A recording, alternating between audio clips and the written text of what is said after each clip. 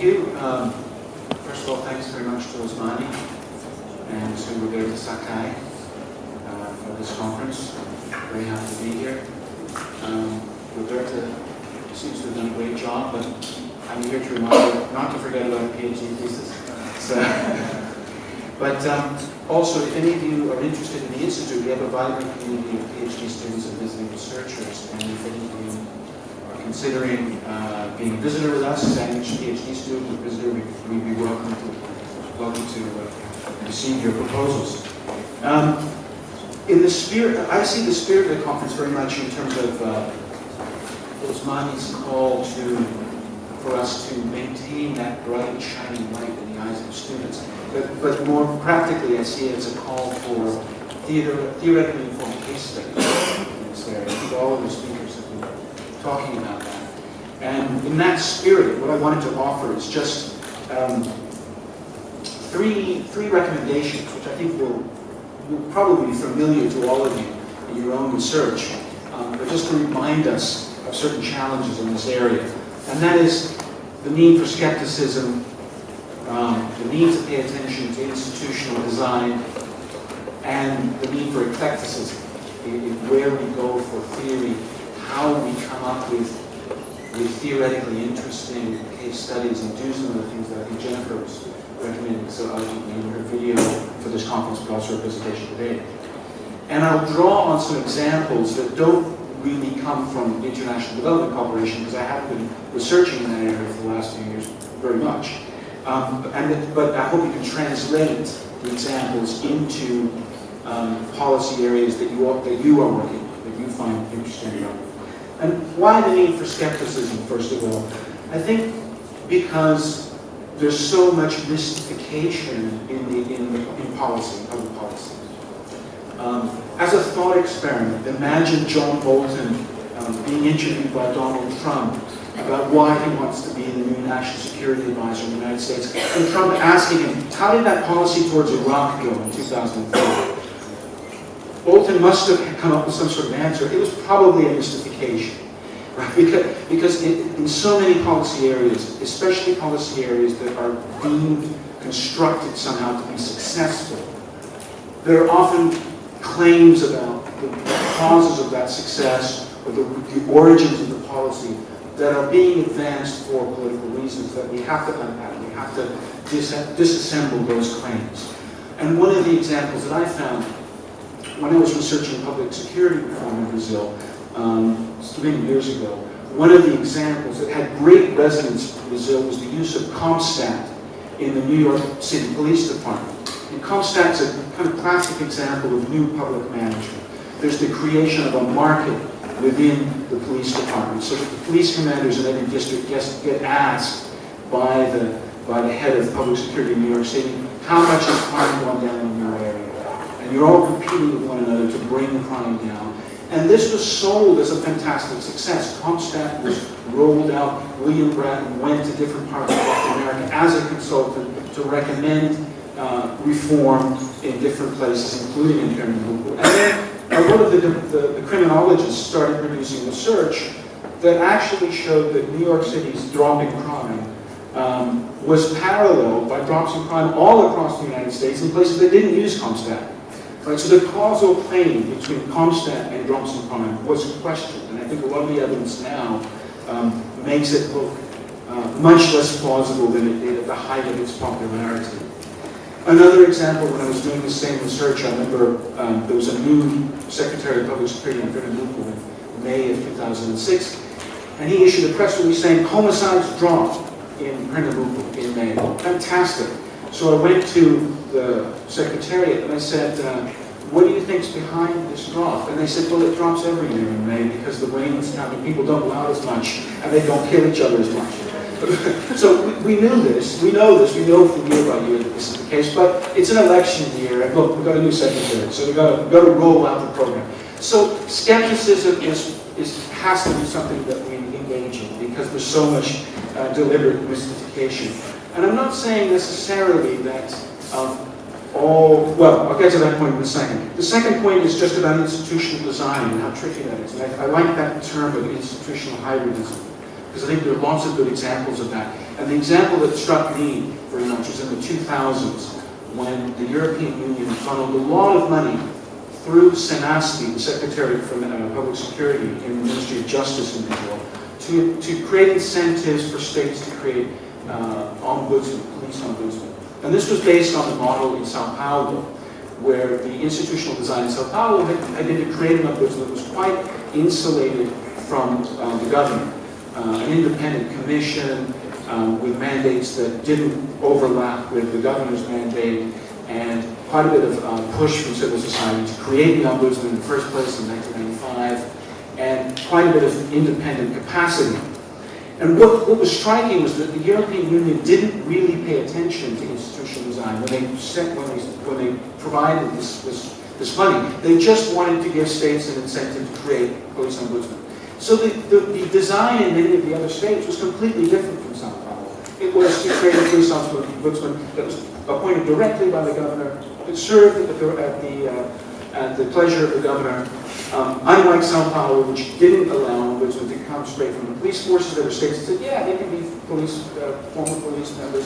So the institutional design issue sort of got dropped, at least by the donor, by the European Union, and that allowed for all kinds of institutional hybridism in the states, and lots of unintended consequences because of that. So I think, as researchers, we have to pay attention to that issue and sort of how institutional design can have an impact. The third point is really just about where we can get our ideas, and I think Jennifer gave some really good examples from urban studies. But I think we can go to all other, we can be very eclectic, and we can sort of roll over social sciences and try to get ideas. And in my case, I'm trying to finish a research project on the Harvard political scientist Samuel Huntington and his influence on the distant cell or the liberalization of the military regime in 1974.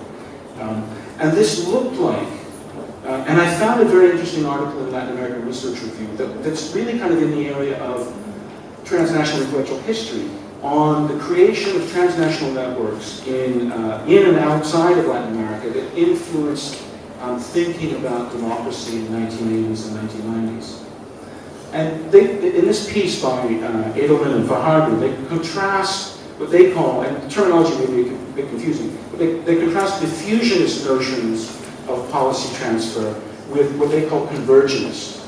So the diffusionist model is a bit like what I think Jennifer was criticizing in her presentation. The idea that there's a guy, it's usually a guy, a well-paid guy in a suit with a briefcase, who has an idea, and he's sitting in Washington or New York or one of the sort of global, the cities that we assume are the global centers of power, goes somewhere else, transfers, tells about the idea, and it's adopted. And this was my model. Reading the literature, this is what I understood to have happened in the case of Huntington advising the military regime. He said, you should do liberalization, you should do it like this, here's my report, thanks for the money, and they did it. And when I got into his personal papers, what I found was actually very much more complex. It was actually much more like what Edelman and Fajardo call the convergence notion. The idea that there is no one center where the idea starts, that there are transnational networks of people with different ideas. They come together like in this room, they converse. After a while, they kind of don't really remember where the idea originally started or how it was shaped, but through this collective process, they come up with some ideas, and then that has an influence. And it's a much messier, more complicated model, but it may be much closer to the truth of many processes of policy transfer that we're actually interested in studying. That doesn't mean that the diffusionist model doesn't sometimes occur, right? The transfer of Keynesian economics around the world in the 1930s and 40s looks probably more diffusionist than some others, but it means that many other examples that we're interested in are probably very complicated and more like convergence. So what I found with the Huntington case was that although he had allied with Brazilians who were also interested in liberalization, and he had helped to legitimize the idea of some process of liberalization, his actual specific recommendations to the regime, all three of his specific recommendations were rejected. The regime didn't want to do those things.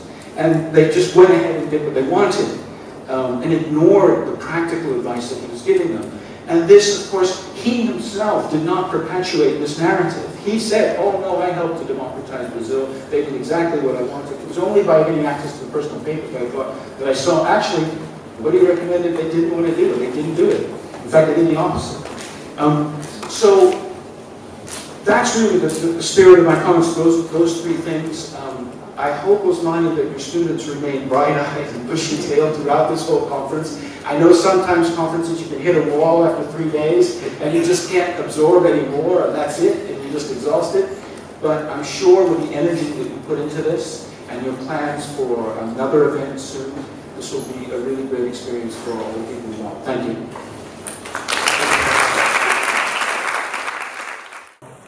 My question is, what are the conditions and processes through which convergence occur between advocates and opponents? In the case that I mentioned between Huntington, actually his partners, really, the military, and are those conditions and processes generalizable? So thank you for indulging my anecdote about Huntington, because it's a long way from international development cooperation. But I think thinking about the case, we can produce some generalizable observations. And one is that there were intellectual affinities between Huntington and his interlocutors. So he was invited by Leitão Abreu in the Medici administration, and he finished his report and gave it to General Golbery in the Geisel administration. And of course, Huntington was a conservative who thought that the military was the supremely important institution in the United States during the Cold War to defend liberal values. He believed in political order. He thought we had to have a very strong executive in order to preserve liberal values. When Watergate happened, he was furious. He sympathized much more with the Nixon presidency than the critics, than his critics in Congress. So he was part of an epistemic community that General Golbery and Leitão Abreu were also part of. He wrote in Political Order about what he called the Castelo Branco problem, the problem of when you intervene, how authoritarian regimes often have to keep intervening and sort of keep cranking up the level of repression to maintain their situation. So there are affinities intellectually. There were lots of academics in the United States who probably wouldn't have gone in '72 to talk to Leitão Abreu, because the Medici administration was probably the most repressive of all of them. And then I think the local factor is very important. There's a figure that's not very prominent in the discussions of this case, but Cândido Mendes was an academic in Brazil who was very instrumental in getting Huntington to come and getting him to meet with Leitão Abreu and Geisel. And he himself, because he had defended political prisoners and criticized the regime somewhat, I think he was not a good interlocutor. He was a local person who wanted Huntington to be the expert. And I remember an expression that my father always used to say, an expert is someone with a briefcase from out of town, right? They don't have the baggage that local people do, but we tend to forget about the agency of the local in this transfer. We sometimes assume mistakenly that it's all top down, but Cândido Mendes was very active in bridging this, in forging this relationship and getting Huntington to actually play the role that he did, and he had his own reasons for that.